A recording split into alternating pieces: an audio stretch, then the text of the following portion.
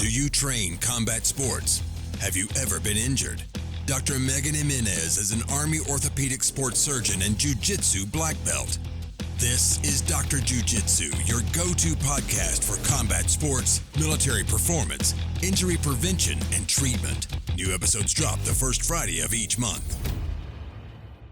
Hey guys, welcome to the Dr. Jiu Jitsu show. My name is Megan Jimenez. I am an orthopedic surgeon and Jiu Jitsu black belt. I'm here with a good friend of mine today, Eugene Tsozik. Tsozik, close enough. Tsozik, still working on it. The Russian last name. But he has graced us with his presence today. I'm so grateful to have him. It's been a work in progress. He is the founder of the Jiu Jitsu Therapist, and you guys might know him from the Chewy podcast, Jiu Jitsu Podcast. He is one of the co-hosts, and welcome to the show. Thanks for being here, man. Thank you, Megan. Thanks for having me. Yeah, so let's start out with your origin, kind of being a Jiu Jitsu black belt and physical therapist. You're the second person I've had on the show that has both of those credentials. How do you intertwine them? How do they kind of mix? So I actually was in PT school in grad school when I started jiu-jitsu. It was, I don't know, it's like I had a buddy that I'd worked with that said he taught wrestling at a gym. And so I was like, okay, I'll show up. I've always been like, I watched the UFC, which is kind of very typical. Like my dad would bring home the VHS tapes, and me being Russian, Oleg Taktarov was like on UFC 6. That was like the first VHS we got. Me and my dad watched it, and I think Oleg ended up winning. I was like, this is so cool. So I had a connection kind of to a fighter initially, but I always loved watching it. And I remember being in college and undergrad and like just very intrigued by like the Ultimate Fighter. I was so excited about that show. People didn't know really about it, but I was like, I've been watching the UFC since I was 10, and this was like 12 years later or something. But I was like, I don't know if it really intrigued me. I just thought it's not anything I could ever do. You know, Hoist Gracie stuff was very cool to watch, you know, in the early UFCs. But I had a buddy that taught some wrestling that I worked with, and he's like, you should show up. And I called him that day, and he never answered, but I showed up at the gym anyways. And I was the only person in the beginner class. So I basically got a private lesson, and I was like, this is crazy. I just like had this weird smile on my face the whole time. Like I was like, this is cool. I'm actually doing like a martial art, something connected to, you know, to jiu-jitsu. And so I just kept showing up. I kept coming to the gym, and you know, that was in 2008 when I started, and it was a little bit different environment back then. It was kind of a little bit, you know, survival. They're trying to, you know, harden you a little bit and see if you belong. They want some tough guys at the gym. And I wouldn't say I was the most tough guy, but I just kind of kept showing up. And so, I mean, that was kind of the start of jiu-jitsu for me. So you were in PT school? Mm-hmm. I was in school, yeah. I was probably my first or second year. I graduated in 2009, so it was probably midway through, and I just kind of started. It was just something I did. I don't know. I could never really go a ton. I mean, if you're in grad school, if somebody's ever been in grad school, you know, you're like freaking, that consumes all your time. So it was like a couple days a week I could get in there and get some training in. And I think it was a really, really good break, like a mental break, just from the stress of studying all the time. And I just enjoyed it. I was drawn to it. I was actually very interested in how the physical therapy side and the jiu-jitsu side were connected. I never really put those two together. I never thought it would be a thing that I could actually work into my life as like, hey, I do jiu-jitsu and I also can help people with, you know, getting back to jiu-jitsu or staying healthy on the mats. But it was cool to just kind of figure it out and see the connection of how the body moves and kind of how things are structured and work together. It's funny because I started in medical school residency area, and so I had a lot of experiences where people tried to convince me to stop. Right, all my orthopedic surgeon mentors and people that know a lot about the body and they would see what I was doing or hear about what I was doing, and you know, I'd come in with injuries. I had my first surgery on my shoulder pretty quickly after starting jiu-jitsu, so everyone told me I couldn't do it anymore. But it was devastating to think I couldn't or wouldn't be back on the mats. So did you have that similar experience? It was actually my parents. My parents kept telling me I was going to get hurt, and I did initially, like my hands and my fingers, I broke my thumb. I think initially I was actually doing a rotation, and so I had to like, broke my thumb in the middle of it, like just after when training, and so like I had to like wrap it up. Essentially, it was just like the joint, so it wasn't terrible. Like I had like a little cast I would wear every now and again, but like when I was in the clinic doing stuff, I would just take it off and tape my finger up a little bit. But that was like the main thing, was that the fear of injury was a big thing for sure. Just not being able to work. Because what we do is with our hands, right? We got to have our hands. It's like our tools. So that was a big fear initially. And I kind of didn't have that much of a fear, but like my parents would constantly be like, hey, you're working towards this thing. You spend a lot of money, a lot of time. Like you don't want to hurt yourself and not be able to do the thing that you've been going to school for. Yeah, I had similar experiences. When I had my shoulder surgery, I think I was an intern. And so I was just starting residency, and all my seniors, residency is 5 years for orthopedics. So all the people above me, they were like, you can't be doing this. I was in a sling, and they had to rearrange all the schedules for all the residents to help me out. I couldn't take call for a little while because I couldn't use my right arm. Right. And so every time I'd get an injury, it would repeat in my head kind of, what are you doing? But then the thought of not being back on the mats devastated me more than an injury. Yeah. Right. No, for sure. So are there any specific injuries that you see jiu-jitsu athletes have that kind of get you more interested in physical therapy or helps you make this brand? So what happened actually, how that came about, how I connected the two is we talked about Chewy, who's my coach. We've been good buddies for a long time. I actually started a different gym, and then when that gym closed, I moved to Chewy's gym. It was probably in 2009 or no, it was probably 2010. It was 2010 so I've been with him since then. And so Chewy at that time was still fighting MMA. He was fighting professionally, and he was in the middle of his training camp, and I happened to be on the mats doing something. He was training, and he tweaked his knee, and they called me over like, hey, can you look at the knee, make sure everything's okay? And so I kind of did, my hands-on assessment, and I kind of messed with him a little bit. I knew it was okay. It was you get kind of, and I don't know this about, I never fought MMA, but everything is so important. There's a lot of it's a mental game too. Like you want to be as healthy as can be. You want your prep to go perfectly. I think like you worry about any little thing.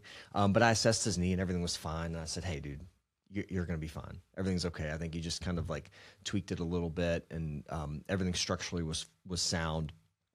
And he kind of like had this like, oh, all right, thanks. I feel much better, essentially. Like he just knew it wasn't anything serious to worry about, I think. And he was able to, continue his training camp, and everything went well. But I think just being able to do that, I was like, whoa, that was interesting. And so that kind of got the ball rolling for me. And he kind of encouraged me too a little bit, like, hey, because he's got his own, his own brand and his own business, and just kind of how to start that process of like starting to treat people. Because I would just see people at the gym for free. Somebody wanted me to look at something, I would just give them a full-on assessment, tell them what to do, and help them out. And I never thought that I was like, he's like, dude, you have a skill set and a knowledge base that like you've spent a lot of time, effort, and money to get. Don't give it away for free. Don't give it away. Like it's valuable. So you have to, I think, see value in it yourself. He helped me see value in it myself, that it was worth it, that I, hey, if somebody wants to use my expertise and my knowledge, my time is valuable. It's worth it. So that was the initial kind of start of it. And then I just slowly started to grow some clients, and people kind of knew that I was the physical therapist at the gym. And so people would seek me out, and Chewy's a great resource, because he's like, everybody in the gym trusts him. He's the head coach. So he's like, yeah, go see Eugene, go talk to Eugene, see what he knows and see what he can tell you. And so that's kind of how it started. And it really was a nice boost. And I felt like it's something that I could potentially work towards. That's awesome. And what are the main injuries you're seeing now with your brand, with your business? Oh, I mean, you see the typical stuff. I mean, honestly, shoulders, knees are very common. Leg locks, you see some knee injuries for sure. You see some neck and spine stuff, but like I think a lot of shoulders and knees are pretty common. Again, spine is also common, but that can be variable on the type of injury and things like that. Some sciatic kind of stuff, low back pain, of course, because we're all, flexed all the time in jiu-jitsu. And, but those are probably the primarily ones. Some other little outliers, see some wrists and finger injuries are pretty easy to treat for the most part. But that was kind of main stuff. Going to finger injuries, so I recently had one like 2 months ago, just extended my finger, got a volar plate injury. Mm-hmm. And I'll tell you, it's been 2 months and it still hurts. It still swells. It's wild how long fingers take. And I've got partners. I'm a sports surgeon. So I have partners who are hand specialists. They were like, it's going to be fine. Like, tape it, do your thing, but it's going to take forever. Like, that's the problem with fingers. And I think, I don't think we let them heal enough, right? And that might be why we get the jiu-jitsu fingers, the like crazy deformities of the fingers. Yeah. Because people just go, go, go, go, go. What do you have advice-wise on fingers? What do you think the best way to treat them is so that our hands don't get mangled? I think you have to vary your grips and vary what you use. I mean, I do gi and no gi, but I'm going to switch up my grips. I'm not going to, just do a bunch of spider guard and grabbing sleeves. I mean, I've got, I don't know if you can see, I've injured this finger twice. I had an extension injury to the extensor tendon and then like one of the ligaments on the side. And, you just have to kind of vary your grip. Some stuff is going to happen, but if you use lapels, it's just going to be a matter of time probably before you hurt yourself. But I also think, you can hurt yourself no-gi as well. I mean, if you plant or I hurt one of my fingers. We were doing grip fighting and like my finger got caught essentially and like on their head or something. And so you can injure in a lot of different ways. I just think you have to, and this happens with experience, when you're starting to lose a grip, let go preemptively and re-grip, like get good at re-gripping, letting go and re-gripping. So you're not getting your fingers constantly like, the breaking of the grip is kind of uncomfortable and it can cause some damage repetitively. Varying your grips. I will tape. I'll tape my finger. I've got, my middle finger here is pretty gnarly here. But I will tape that. And just, I think taping can be helpful. It's not a substitute for like proper health of your fingers and your hands, but just like knowing kind of what your grips are, not having a death grip, letting go on time, re-gripping properly, varying your grips. I mean, those are some other options. I think that's the main stuff. There's no way to avoid injuries for the hands or any joint whatsoever. You can mitigate some of the risk of injury, but there's no way to avoid it. Yeah, I also have friends that don't care. Like they mangle their hands. One of my professors, we call him like old man and grandpa because I think he's in his 50s. But we're like, happy 85th birthday. He's this older dude. Yeah. And he was showing me the other day, he can take his small finger and just rotate it like all the way back to the back of his hand because he's torn the ligament so many times. I didn't even care. He's like, I still can do everything. He's like, this is just a little floppy. Yeah. I'm like, so it just kind of, I think it depends on what you do, right? So yeah, and we have a little more. Our hands are, we're not just doing jiu-jitsu. We're working with our hands a lot, and I think it's important that we have good control and dexterity and function in our fingers and our hands. So, yeah, to each their own. If it's like, hey, if I didn't do what I did, I just did jiu-jitsu all the time, I probably wouldn't care as much. But again, it's a risk for us using our hands. Yeah, I mean, after I hurt my finger, I was prepping for pans, and it was the weekend before, and I was like, well, I'm not doing pants, but it was a tough decision to come to because the competitor in me said tape it and go, but I could barely close my hand. Right. And so I bailed on that one and then competed a month later, still hurting, but better. Yeah. And I remember just scrubbing into surgery a couple of days after the injury, and I had to be so delicate with the glove. And then I used sterile tape to buddy tape my fingers in surgery. Right. And it worked for the pain and everything was fine. But there's a lot of different things to think about, Yeah, and the other thing is like some of the injuries you can work around, but if you don't treat them properly, you could have some deformities in the finger. Like I have one of these. This one right here, my pinky. I had a mallet finger injury, where so like the extensor tendon I got it caught and it tore, and I was like, shit. Like I kind of want to train, but I know if I don't, put it into extension and keep it there for at least 6 weeks, it's probably not going to heal. I'm going to have a deformity in my finger. I may not be able to extend it. And so I was just like, it's not a big deal because you can train with that stuff. It's not a big deal, but I didn't want to have dysfunction in my finger. I wanted it to work normally. And so I mean, I had a tournament actually coming up, and it's like, oh, I can't compete because of my pinky finger. It's like the most ridiculous thing, right? Yeah. Oh yeah, I And got made fun of. They were like, "You're yeah, not going to compete because of that." I said, "No, I'm a surgeon." And people were like, "Oh, that makes yeah, sense." yeah. And so it's so silly, like, to other people, but because of kind of our dual roles in what we do, and also in training, like we got to take care of our hands. And so, yeah, it doesn't make sense to some, but I think somebody in the healthcare field will understand, the importance of it. Yeah. Can you explain like mallet finger a little bit better? Because I bet you a lot of people have it and just So kind of brush. I'll show it to the camera. So basically, the pinky, or any knuckle, or any finger. I mean, the very end of the finger, you can get your finger caught maybe in the mat. That's what happened to me. I got it caught in the mat, and it tore this little pulley essentially that extends or straightens your finger. So my finger would droop down. I couldn't straighten it. I could push it straight, but it would just droop. So a common treatment for that, as long as you don't have a fracture. So for most people, if you have this injury, I mean, and you're not familiar with anything about the hands, or don't have any medical knowledge, probably go get it x-rayed, make sure there's no x-ray, because sometimes you can pull some of the bone off. But I kind of knew what was going on, and so I basically taped it straight. I had to keep it straight for about 6 weeks, because if you let the finger droop at all, it won't scar back down and heal up properly. So I was like, I had a splint essentially on my pinky, keeping it straight for 6 weeks. And it's so gross because it smells so bad, like, after a while, like, and you have to change it. You have to really be careful changing, like, I had a Yep. couple little splints, so you have to, like, I would push it against, like, the table and keep my Yeah. fingers straight, and then, like, tape it up. So It's funny. People are like, "How do I shower when I have these?"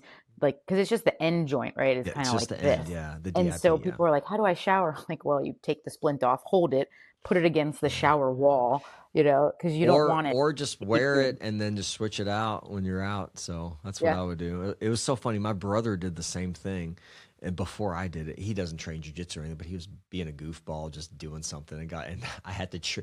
He was like, don't let it bend." I was like, "Dude, I got it. I had to change his splint form." I was like, "Dude, it's not that hard." But But I'd it rather that. At least he cared. yeah, he cared Because the enough. second that you let it kind of just be like, change it, let it droop, You let it droop, you you're got to starting again. restart. You're like, Yep, So yep. yeah, mallet finger's fun. Yeah, it's annoying. It doesn't Yeah. really, it's just annoying. Your finger looks Yeah. funny. Um, Yeah. Yeah. So, keeping on, I kind of want to go over a couple injuries. We talk before we got on the podcast. We're talking about cervical radiculopathy, which I think is pretty common. I have it, so it's kind of near and dear to my heart, sadly, from all of my years of training and probably just inverting too much and mhm, going with big dudes, getting stacked, right. just not thinking about it early on.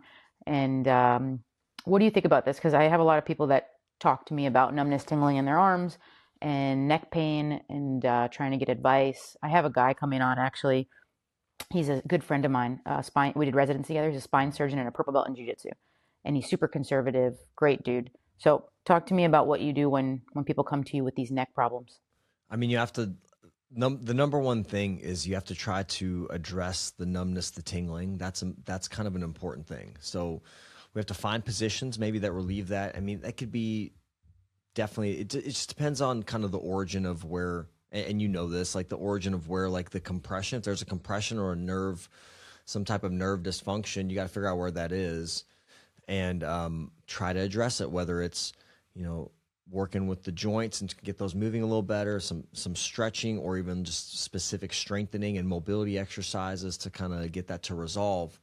And there's different things we do, hands-on and nerve glides and different things, but that's the most important thing, is trying to get those symptoms to kind of resolve. Oh, it depends. I mean, that's a tough question. Maybe it depends on if it makes it worse or not. It depends on if there's any kind of weakness, because that could be pretty serious. Like, if it was somebody coming to me, I would probably tell them not to. I mean, I just, because I know how jujitsu people are, and if you give them an inch, they're going to take a mile. And so I probably wouldn't. Like, if it's somebody like, hey, I can train around it, and I don't even know if I want to say that because it's like my internal monologue coming through.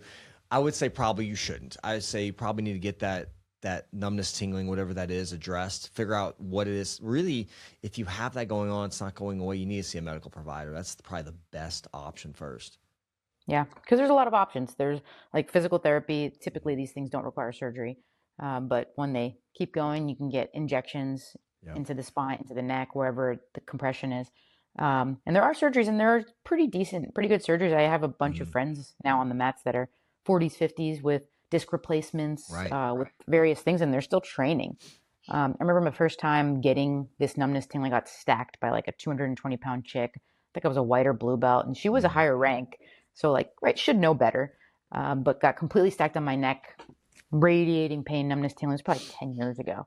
And I shut down jiu-jitsu. I couldn't turn my head at all. I was petrified, and I thought I just had a little disc herniation.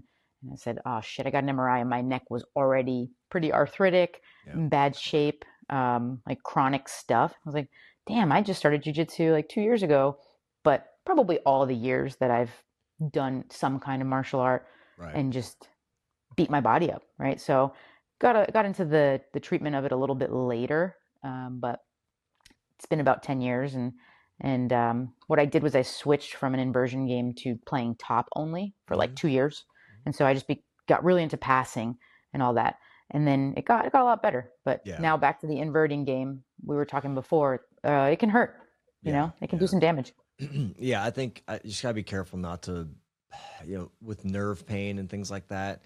You have to be patient with it, and it takes a while, as you know. It takes a while for it to resolve, and it can come back if you aggravate the area. So you have to be mindful. I do think it's if I had somebody coming to me initially, I'd be like, hey, we got to get this to resolve. So I probably wouldn't have them trained, because I think it's just, you want to try to work around kind of those symptoms if you can. But a lot of times it's hard in jiu-jitsu. People are grabbing on your neck and they might stack you, and you can't avoid certain things. So, I'd probably have them treat it, try to get all that stuff to resolve before they go back to training. Yeah.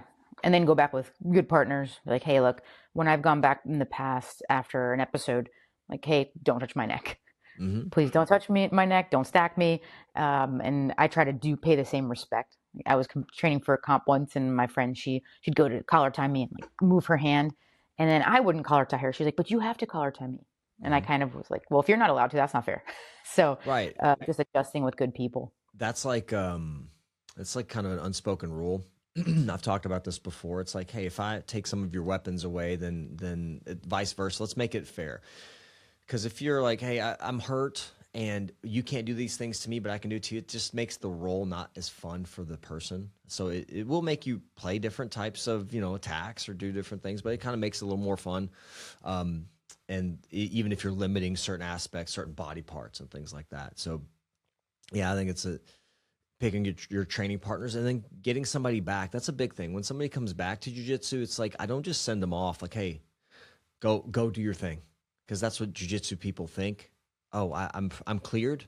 Those words. Oh, you're cleared, and they're like, oh shit, I'm cleared. I'm gonna go back to like freaking do 10 rounds today and go as hard as I can because I haven't been able to train. I got to catch up for lost time, kind of thing. And it's just crazy. So you have to, when you're going back to training or some type of sparring or rolling, it's got to be, you got to give them a smaller sandbox to play in first and certain restrictions, and then as their body starts to adjust and you make sure their symptoms stay managed, then you can start to give them a little more wiggle room to play with. Yeah. And our mutual friend, Mike Piekarski, I hope I say that right. I've been trying to say his name for so long, but he also jiu-jitsu black belt therapist. He's got a really cool timeline that I took from one of his courses.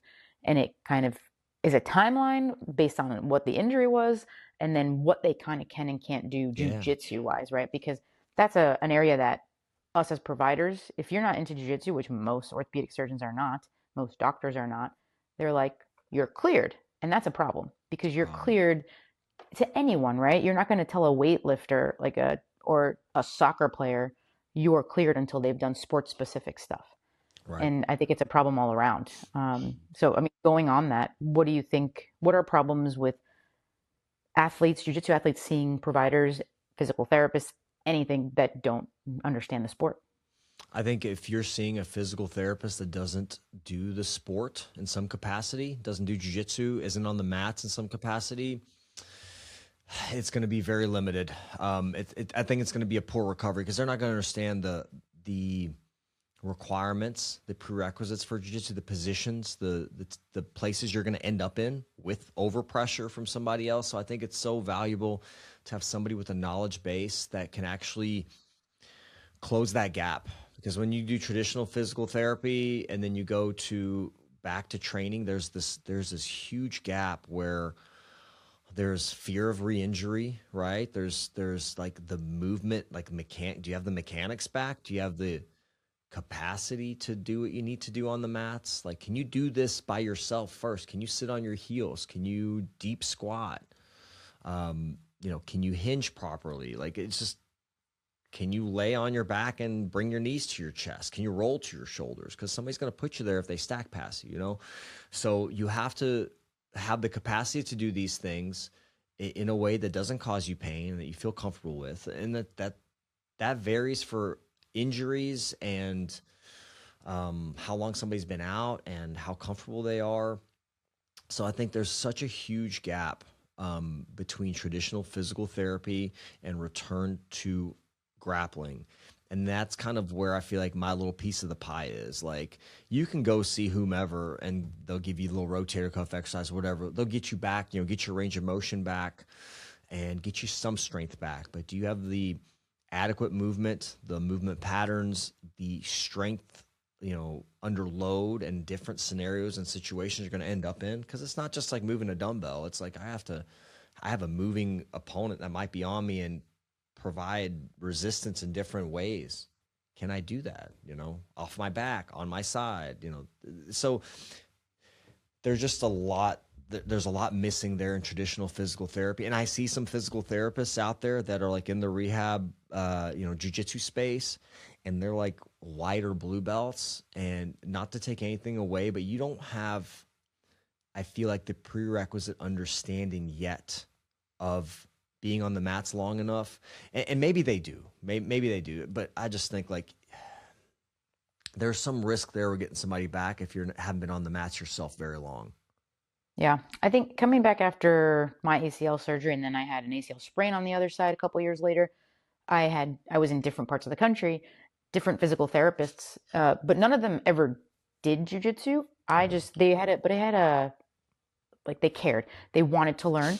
So I remember putting one of my physical therapists, here in the Army base, we're sitting in the middle of all these soldiers working out next to us, and I laid him down and put him in a 411. And I was like, this hurts, when they rotate my shin this way, and he's just sitting there. And I literally had my physical therapist in 411 on the floor, and he wanted to know. So then we worked tibia rotation things, and he adjusted it to that. So if you can educate your physical therapist, but you just want to make sure it's not going too far, right? After you've cleared the regular physical therapy program, then finding perhaps somebody like you or Mike, somebody who knows it, to get you back to sport safely. Like, yeah, you're cleared from regular physical therapy, but maybe there needs to be a jiu-jitsu therapy, return to sport protocol, sure. Just like any other sport.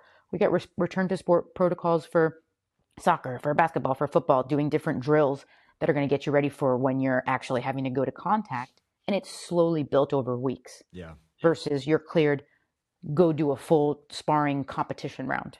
Mm-hmm. Yeah, and then that's where like positional sparring, positional training, positional drilling, all that comes in, because we try to. I want somebody to have the room to play a little bit, but also keep them restricted to where you avoid maybe some of these scrambles where some injuries could occur potentially. So yeah, I mean, and everybody's a little different. It depends on the injury and depends on their skill set and their comfort level. The one thing that you mentioned, kind of return to sport protocols, it's a challenge with jiu-jitsu because we're not a field-based sport.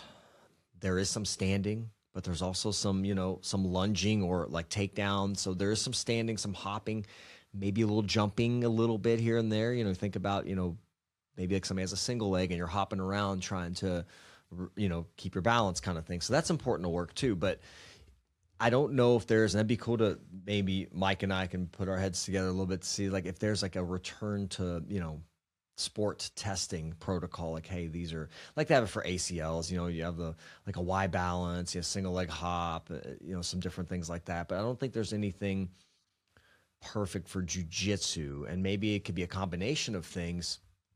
But it's kind of tough. But making sure you do have adequate strength, adequate mobility, and then you're able to get back gradually. I think it's super important, and it's specific to the individual too. It's not just like only time based. It's also like capacity. What's their capacity for it, and what can they do?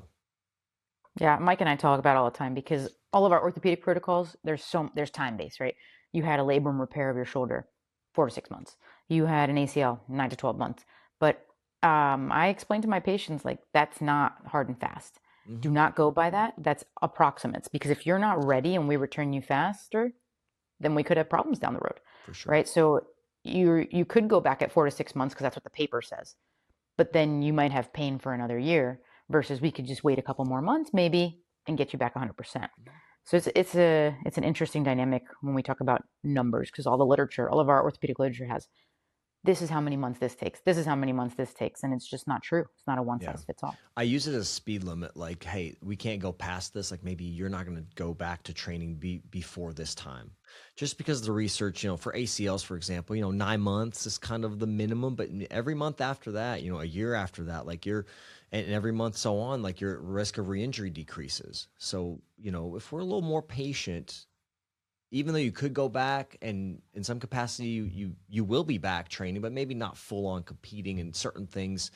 And it's a graded approach, right? We're going to give you a little bit and let you work and get you comfortable, make sure your body can adjust and adapt to it. And you're not training too much. You have the appropriate protocol, like as far as like frequency of training and intensity of training. I think those things are all important, and they're a little bit, like you said, there's some variability depending on the person, on their symptoms, how they're feeling. Yeah. So as a physical therapist, with all the positions that we put ourselves in as jiu-jitsu athletes, as grapplers, are there any that make you a little bit more concerned? Obviously, when we talked about this, getting stacked, like it's okay to get into flexion. Flexion is a normal thing in jiu-jitsu. There's no neutral spine in jiu-jitsu. We have to get flexed and rounded. It's just being flexed and rounded under load, which you have to kind of work towards to be comfortable with. So you have to choose who you do that with and how much you do it. So I think, that getting stacked or getting like, that the flexion stuff, because it's very effective, especially for smaller grapplers, for like guard retention and getting into some entries into leg locks and things like that. So it's useful.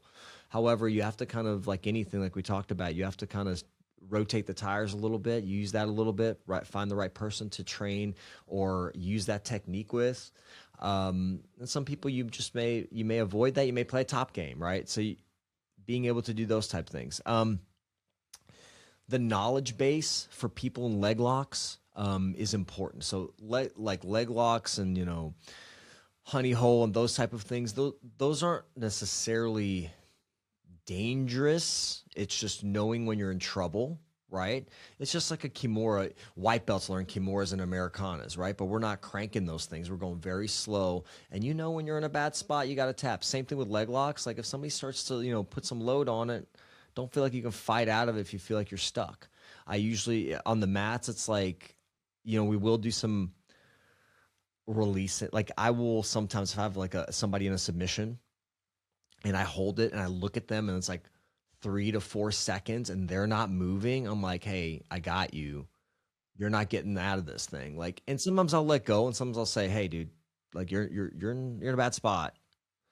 And we may reset, or I may just let go. And afterwards, I may say, hey, if you're stuck and you can't move, maybe just tap or whatever. But yeah, I tend to let go a lot on those. Like I had somebody in a nasty inside Ashi yesterday, and he couldn't move. Like there was no way. But I saw his knee rotating the wrong way, and I just let go. And maybe I need to be more vocal and be like, hey, listen, you need to be more careful. But it depends on my relationship with the person. Like if I just I'm not going to hurt you. but everybody doesn't show you the same respect back, right? I tell people I'm probably one of the best people to roll with because I'm not going to hurt you on purpose, right? There's going to be no like risky shit that I do. I'll put Right. you in something and I am out because I'm not going to put your knee or your anything into danger, right? When people invert, I will not like put their feet to the ground and put full weight on them. Like, yeah, I'll put their feet to the ground, fine, no weight, and I'll let them roll out. But sometimes you're not given the same grace, right? Yeah. And you have to kind of, especially if it's somebody you don't know, you have to kind of be on the defensive a little bit as far as if you're caught in something. And, but yeah, just having knowledge. So we teach our white belts leg locks and leg entries. Maybe they can't use them in competition, right? They can't use certain things until blue or purple belt. It just depends on what tournament format you're in. But it's good to know, right? It's like the more you know that you're in a position, you're in trouble, the better you're going to be. The more if you're in a position, I was a purple belt maybe. And I put a guy on like a leg lock. It was in the gi too. So it was like, it wasn't anything rotational. But I had his ankle and like he literally spun out and I heard his knee tear. I'll never forget that sound. He was a blue belt maybe. I'd never rolled with him before. And I just grabbed it and I held. And he just like freaked out and twisted out and I heard his knee just rip. You just had like an Achilles lock. Something not even that dangerous? It's been so long. Yeah, it wasn't anything rotational. Like I literally had like, just like I control the foot. It could be like an Achilles, like a straight ankle. And I think I was on bottom. He was standing, and he like lifted his foot and then like tried to twist out, like run away. And I was like, So, having knowledge of it is really important. I think that is like fantastic what you said. The knowledge of it, right? I teach no-gi at my gym because I love no-gi. I think the mental aspect of like leg locks, just in itself, I love to get into the weeds on it. A lot of times, way too crazy and. Not everybody loves it, but I have so much respect for it because I tore my ACL not respecting a heel hook and not realizing how much of a dangerous position it was. So I've got the teenagers now in my class, like 13-year-olds starting into my adult advanced class on Tuesdays and Fridays. And so I'm teaching them leg locks, heel hooks, like they're learning all the positions. And I think it's important. And I argue with people sometimes about this, like, oh, we don't teach white belts leg locks. We don't teach people. I'm like, if I'm doing leg locks that day and it's your first day in class, granted, I teach mostly advanced, but sometimes on Fridays I get white belts. I'm like, you know what? We're going to learn this the safe way. You're going to know when you're in danger. You're going to know how to keep your partner safe. And when we're going to tap, how to rotate the correct way, right? I think it's just so important to get that early because I didn't get it early. I went to purple belt, started trying leg locks, and it was scary, right? Because you're like, I'm a purple belt, I can do this, but it's a whole different language. It is. It's I think of it as like a gunfight, like, or a duel. Like, you got the Western, like the old timey Western movies, and they're walking away and they turn around and whoever hits each other, who pulls the gun out first. I think it's like a firefight because they have access to your legs, you have access to theirs. It's like who's first, right? So it's a little bit of it's a risky position, like if you're going against a leg lock battle, because it's going back and forth and submissions can happen very quickly. But you're 100% right. Like if somebody doesn't know what they're in, they don't understand what position they're in, they could move the wrong way. So at least teaching them like, hey, if you're caught here, this is a good time to tap. And that leads to another point is like, make sure you're not eating submissions. Like you've got teenagers and they're bendy and flexible and their bodies can do all kinds of stuff that us older people cannot. But if you let your joints constantly hyperextend and get tugged on, you're going to create some issues there. You're going to create some joint laxity. You're going to create some problems and possibly some chronic issues. And you're going to mess with your longevity on the mats. And so if you're a younger grappler and you want to do this for a while, don't let your stuff get hyperextended and tugged on. You have to understand that even though you can eat a submission, doesn't mean you should. Yeah, I've had a couple women like that too, right? Where I'll have them in something and their arm is just bent way further than I could even, and I won't let them get that far, but I'll start inching, and I'm like, that is not a great position. And they're like, oh yeah, I don't really feel anything. And it's kind of like an education thing of You might not feel it, but you're so flexible that at the point you do have an injury is going to be so far gone. It's like a leg lock, right? You don't really feel it. You don't really feel your knee, but there is pressure and maybe something. You don't really feel pain per se. And it's the knowledge to say, okay, that's good. I don't need to test that anymore. Yeah, and some of those are submissions, like leg locks. They don't hurt until they do, right? Mm-hmm. It's like you don't feel anything, and then all of a sudden, bam, something moves, something pops, something shifts, and that's it, right? So it's like, don't wait till the point of, because there's not enough time there. No. There's not enough time for it to, once it hurts, it's usually too late at that point. Yeah. So I want to transition over to like longevity, doing what you do off the mats. Mm-hmm. Before we got on the podcast, we were talking about young guys, like 20-year-olds, that have been doing it since they were kids, and all they do is jiu-jitsu. They don't have any kind of cross training. They don't do anything else. And I was like that too when I was starting out. I went to residency and I trained jiu-jitsu, and there wasn't really time for anything else. Yeah. But now I'm getting a little older, and I have more of a routine and a lot of other things that I do besides jiu-jitsu. What does kind of a typical week look like for you? What do you recommend? How do you recommend people train outside of jiu-jitsu? So I'm 42 with 2 kids. I have a son that's 10, a daughter that's 8, and also have a wife. So it's like, I have a family responsibility. So when I train, so we'll start with that. Training is about 2 to 3 days a week. 3 is perfect for me, but sometimes 3 is tough to get. So 2 days a week is usually my training, and I try to be very intentional with training. There's usually something I'm working on when I'm on the mats. I weightlift 3 days a week. I have a push-pull legs. I made a gym in my basement just so I can work out and get to the, really strength training. I think that's one of the most important things is strength training, especially as you get a little older. Like, I wish I would have strength trained as consistently and had the appropriate diet and recovery, like and recovery is like, making sure I'm adequately hydrated and have I'm eating well, and sleeping enough, those type of things. Those are key, right? So strength training, outside of jiu-jitsu, and then doing some joint training. So specific joint training. One of the things that I feel like people neglect a lot is rotational training, specific joint training. That's something I did. Like it just kind of drew me to, I did the FRC, training. I went through that, the functional range conditioning. So I did some classes on that and some training on that, and just working on rotational training, working on end range isometrics to build some improved joint health, joint capacity, and so ability to move. So that's important. What would be some examples of those? So like CARs, joint circles, controlled articular rotations, or joint circles. So you got to think, a lot of injuries in jiu-jitsu are rotational, like Kimura Americana. If we're doing for a heel hook, that's a rotational stress on the knee, the ankle. So I'm training rotational components. I'm either doing, a warm up through the joint circles. I'm doing some end range isometrics where I get to end range and I work some activation to make sure I have good control. I'm working to build more movement if I need it. I'm not trying to say like, oh, you're going to be able to fight off a Kimura if somebody's got it locked in complete, but I want to have the awareness that I'm in a bad spot, where my arm is in space, that I have some adequate control there, and I have enough mobility that I can at least have enough time to tap. So that's strength and stability, at that motion, sure, where you're going to tap, but it's not going to end your shoulder. I have some control there where I can maybe just give myself a little bit of stability where I can have enough time to tap right, and I'm not getting my shoulder blown out. So what would be an example of like what would a car be, or what would you do for your shoulder?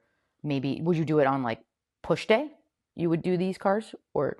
So it depends on, I do like daily, probably. Like you can do like 3 to 5. I'll do them as a warm up for my shoulders. If I'm doing upper body, I'll do it usually as part of my warm up for jiu-jitsu. When I'm running class, I coach on Thursday mornings. And so if we're working something with the legs and hips, we're doing hip circles and some hip activation exercise, kind of some contract, relax type stuff, just to get the tissue activated a little bit and warmed up.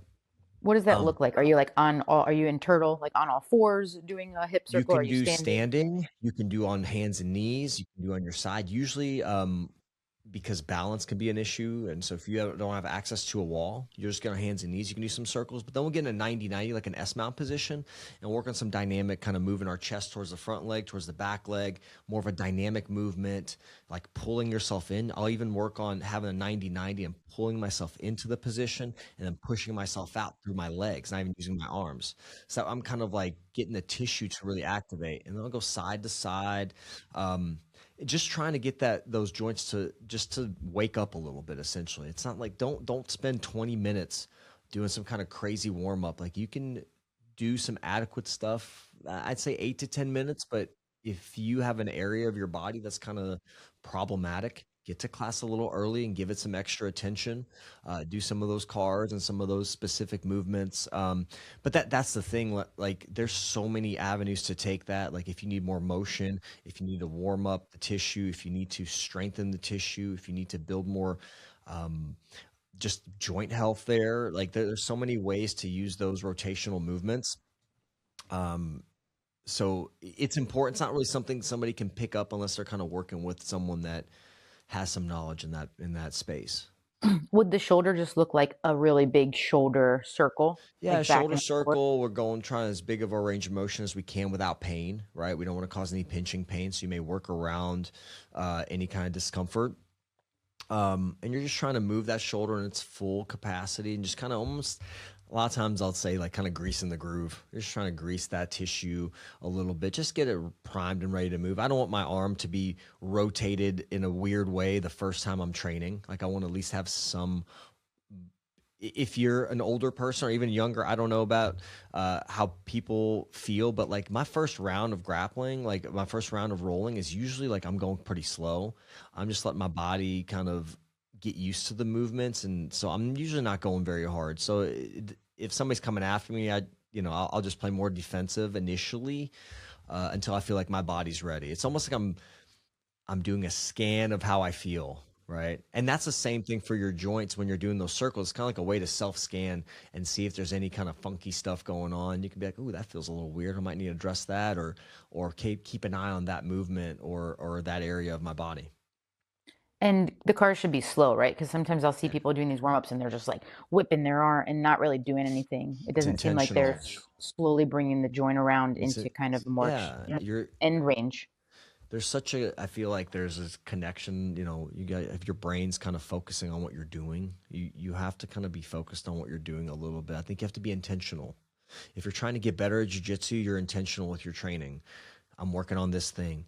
If you go in and you just do whatever, will you get a little better? Sure, but you're not going to get better at the way that you want to. So if you go to the gym and you just do random stuff all day, are you going to get a little stronger? Sure, but are you going to make as much headway as you would if you're intentionally training or working on a specific thing?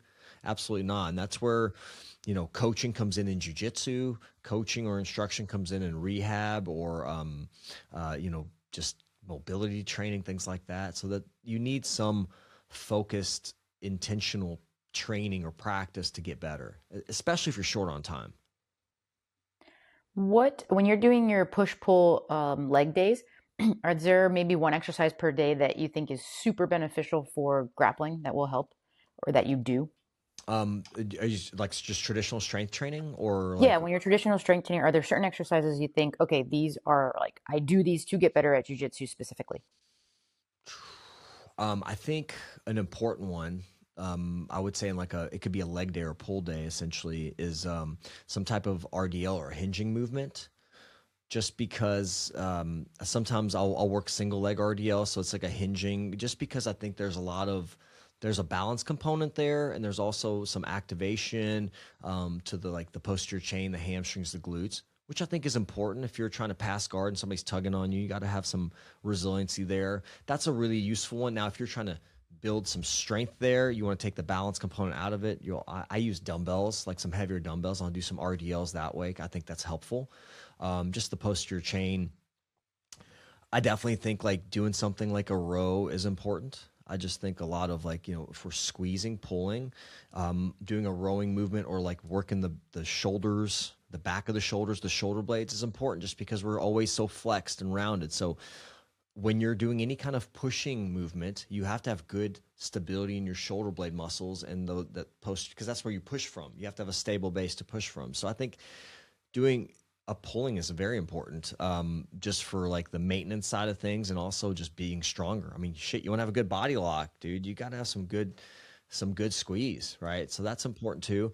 I'm trying to think. So that's like a pull or a leg. Let me see for a push day. Yeah, I mean, I usually say the same thing. I usually am like a deadlift girl. I'm like, Yeah. go do deadlifts. And that's just for life. I feel like deadlifts are so important to be able to Yeah. lift properly and have your low back and core so strong. Yeah. Deadlifts are great for me. I can't go. It's just my low back is a little temperamental. So sometimes deadlifts feel great. Sometimes they don't. So I do more of an RDL with some dumbbells. Do what works for you, right? If you feel like your back's bothering you and you can't squat, well, maybe do a belt squat, or even a leg press if that's something that helps you. I don't think there's anything wrong with doing on a push day. I love a good old bench press. I think bench is a fine movement to use. I'm not trying to bench anybody off me, but having the ability to base and control and have good frames. I think a bench press is very useful. Yeah. When I With lift, bench press, yeah, go ahead. with bench press, I often recommend people do dumbbells because it allows more rotation of the shoulder blades. Sure. I see a lot of people come in with injuries. I mean, everybody loves to be on a straight bar, just benching. It's so like sexy, I guess, have big pecs, and then they get the pec tears, they get the labrum tears, they get like AC joint stuff going on with their collarbone. Yep. And I think the shoulder blade there's no rotation in the back of the shoulder blades when you're just going straight up and down like this. Everything's so fixed. Versus dumbbells, I can come out wide and I can go up and press. So I often recommend that when people are having shoulder issues. Dumbbells are great. You're working some different components there. You have to have a little more stability, obviously, because you don't have a fixed, like a bar that gives you a little more of that stability. But I'm doing both. Like I'm doing a bar, but I'm also doing some incline type stuff where I'm using some dumbbells and things like that. But I go full range of motion. I go nice and slow, good controlled eccentric. So I'm moving down, getting a good little stretch. So I'm working full range of motion. Don't just bro lift and go real small range and not full range of motion and not control, to try to take the momentum out of it. And that's a little bit easier on your joints too, because you're more time under tension. So you're going to have those muscles are going to really get good fatigue to them with even less reps. Yeah. Cool. So moving on from like the cross training stuff, I wanted to talk a little bit about longevity, age in jiu-jitsu. I think I'm not sure if you feel the same way, but I always have in the back of my head that I'm getting older, and it's a little bit of a fear because I don't want to get older and lose mobility. Right? The science shows that we do, like, our tissue does change when we age. But what do you think? What do you think about aging jiu-jitsu and like, can we do it forever? What can we do to make sure we're healthy? I think jiu-jitsu has so much variety to it that you can train in some capacity forever. Would your game need to change? Do you have to go from a very explosive game to a more maybe controlled pressure passing? Sure. Some people are in their 50s and they play rubber guard. They're great because their joints and their bodies accustomed to it. It's just like what you adjust. You have to listen to your body. You have to go based on what feels good. We talked about rotating the tires. You may play a little top game when you feel like you might play a little bottom game. You have to find what feels good to your body, but you should be able to move in all the ways. Like, I think you have to kind of give yourself some attention a couple days a week, at least, on the mobility side of things. So, and mobility is not just like being flexible. It's having control of your range of motion in your full range. It's having good control. So mobility is very important. So working on that, again, longevity wise, also, like, this is a very popular, I would say, like, sports term is load management. And it's just how much stress you put on your body. Like, if you're peaking for a tournament, yeah, you're going to increase the load, the intensity, but, like, should you train at a high intensity all the time? Absolutely not. I'm not going to try to 1-rep max on a bench press every week. Like, I'm going to maybe have some ways where I'll work up to it or adjust, do different exercises.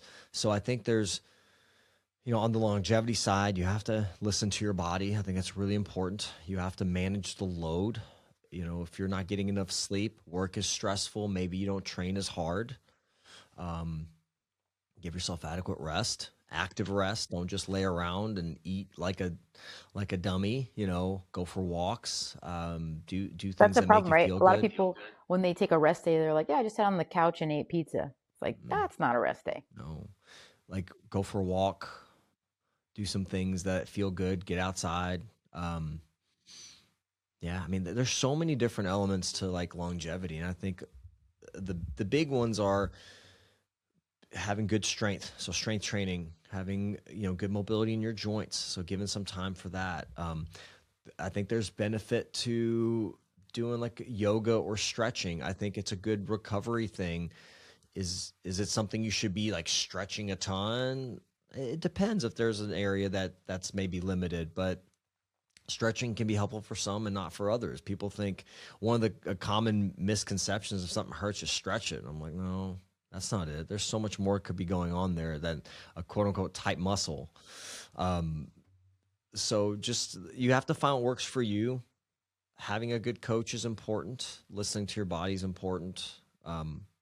Giving yourself the things outside of the gym is also really, really important too. So it's not just your time on the mats. You have to change your mindset to thinking of what you do outside of the gym is like part of your training. Awesome. Well, we're kind of getting close on the hour here. I had a couple little rapid fire questions that I wanted to ask you. So What is one stretch you think everybody should do, but almost nobody does? phew, I don't know. That's a good one. I I like mean, the I guess world. just one stretch I in like general the world's greatest because stretch. I like it. So it's like the what's one where that? you're kind of in a lunge and then you open up. It's called the world's greatest stretch. So there's some different ways people do it, but it's a good way to stretch the hip flexor, the kind of the adductors, and adding some rotational components, and also like opening up your chest and shoulders. I think it's a good dynamic little stretch. You get good bang for your buck. Um, I mean, people probably do that one, but I don't know. Stretching's an interesting one because it depends on what you need. Yeah, I agree. I try to stretch every morning, even if it's just 3 to 5 minutes, and then it's like, okay, what's tight today? Mm, What do I need to kind of work on? And yeah, then I just hold it for that's right. 30 seconds, minute. Okay. What is a position or a submission that you traditionally have loved, but maybe had to retire or slow down on? Oh, I love so when I train, I have a pretty good loop choke. Like I went to a tournament, like loop choked everybody, so that's a collar grip. And so my fingers have, kind of taken the brunt of it. So I will do some loop chokes. I know I have it in the bag, but I try not to. I'll use it sometimes as needed, but I don't really try to loop choke as much just to save my You don't fingers a little spam it bit. anymore? You were spamming it? If I'm going against somebody that's really giving me a hard time and they're not respecting the cross collar grip, I'll do it just to let them know, back them off a little bit. But I will use it. But I try to watch my grips more than any positions. I feel pretty comfortable. One thing I really like when I had we talked off the podcast about I had some knee bursitis, so I kind of try to adjust the takedowns that I use so I'm not like banging my knee into the ground. So definitely still working takedowns, but maybe modifying takedowns where my knee doesn't take as much impact. That's probably not really a position, but a technique maybe I just try to work on. Nice. Well, I know we're doing rapid fire, but talking about the bursitis stuff, I Yeah. see a lot of athletes in the military too. Anybody that's on their knees a lot, wrestlers Mhm. with bursitis. Can you kind of talk about that a little bit, and then we can go over treatments for it? Yeah, bursitis sucks. So, I actually the way it happened for me was I was training with someone and he my training partner kind of like fell back awkwardly and we both landed basically both our body weight like my knee took the impact. So a bursa is like a fluid filled sac in the front of your knee and it kind of it can get swollen essentially. And so you'll feel your knee get kind of hot and swollen. Almost feel like there's like a bag of water. For me, it was like when I was kneeling, I felt like it was a bag of water on my knee. So one of the things to do preemptively is obviously limit the activity that's causing the issue. So try to avoid kneeling. So what I tried to do initially was just to play off my back and do some different positions, and then elevate, compress, do some compression is kind of helpful. Some people say ice. Ice is more for pain, but I mean, you can try ice. I don't know as far as the research goes if that's really that beneficial. When I went to my ortho, he was like, "You need to ice this thing." I was like, "Cool, if you want me to, I will." But I know compression, elevation kind of thing, and then limiting the activity is very important. So, but that happens a lot with wrestlers, with a lot of grapplers. If you're on your knees a lot, it can cause an issue. And then it's not necessarily limiting in the fact that you can't train, but what can happen is you can get it infected. So the risk really is infection. So if you have a infection in your bursa, obviously it can impact your joints. You don't want to have an infection being on the mats and stuff. It's not a good thing. So that's the main risk for, and Megan, you can tell me what you think. You're the surgeon. But yeah, I think the infection is kind of the main risk there, and the swelling's pretty annoying, I would say, but it does require you to take attention of it, because it can get, kind of an annoying, hindering injury. Yeah, and there's different types of bursitis. This is prepatellar bursitis. So this is like the big ball in front of the knee. Because you can get bursitis in the back of the knee. Like there's bursitis all over your body. But this one, you have one on the elbow too, that sometimes it happens more in older people. You'll see I'm not sure why, but you'll see this big ball, like maybe your grandma or something had this huge golf ball on their elbow. Similar there, but we see it in grapplers a lot. And there's so many different treatments. I have a story of a wrestler once that I was away competing, and she had a prepatellar bursitis, but she would not stop for anything. Like she was just go, go, go, go, go. And she was a phenomenal wrestler, still is. But I get a picture from her mom one night, and she's in the bathtub, and it had gotten infected, and there was just pus draining from her knee, like all in the tub.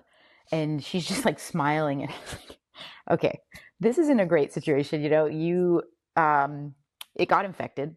It opened on its own because there was so much pressure and nowhere else to go. So she essentially drained it herself, right? But I did have to, when I got back that next week, I had to go and remove this disgusting bursa that had gotten infected.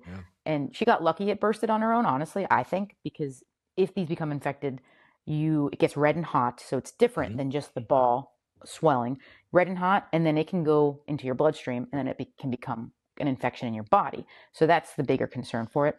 But before it becomes infected, there's a lot of different options. Draining it, you could put steroid. We talked about sclerosing agents. There's some research on doxycycline, which is actually an antibiotic. And you can inject some of that in there, and it scars down the two tissues. But you do have to take time off the mats. It's not like injection, go. You just create the friction, open the space back up. But then sometimes we take them out preemptively. It's like, keeps filling. Let's just go take it out. Yeah. Right. So prepatellar bursitis is an interesting thing in that it's not super dangerous unless there's an infection. Right. And I ended up having it drained, and then I had it drained again because it just swelled back up, and I had some cortisone in it. And then I really just took a good amount of time off. I think it was about 6 weeks. I just wanted to be careful. I didn't want to have surgery. I didn't want to have the bursa removed if I could avoid it. So I just I was telling you, I got to bro lift, just do upper body lifting for about 6 weeks, and just took some time off the mats. And when I came back, it was very gradual, very slow. I used knee pads. I just started looking for different knee pads, because I do feel like, now here's the difference. And people they'll think knee pad, and they'll think in their head knee braces. I'm not using a brace for any kind of stability. My knee was not unstable. So when you see certain stuff out there about like, oh, I got this knee brace and it helped my knee feel like stable, that's not true. There's no research behind it. It may give you a little compression, feel kind of nice, but it's not going to give you any kind of adequate structural support. But I do feel that if you have some cushioning, it can at least help distribute the load a little bit. And I have not found a very good knee pad. I kind of been looking, and I'm in the process of trying to like maybe a knee pad for grapplers that might be a little better than what's out there, because I've just tried everything and nothing is really great. But that'll be it. Like, just give it some cushioning if you can, and then try to avoid that and get back very gradually too. Like, again, don't just, I'm cleared to go back, I'm just going to start kneeling again. As much I was very careful with that when I started back to training. Yeah. Cool. All right. Well, just wrapping up here. Where can people find you? Yeah. So I have my website's thejiujitsutherapist.com, or on social media.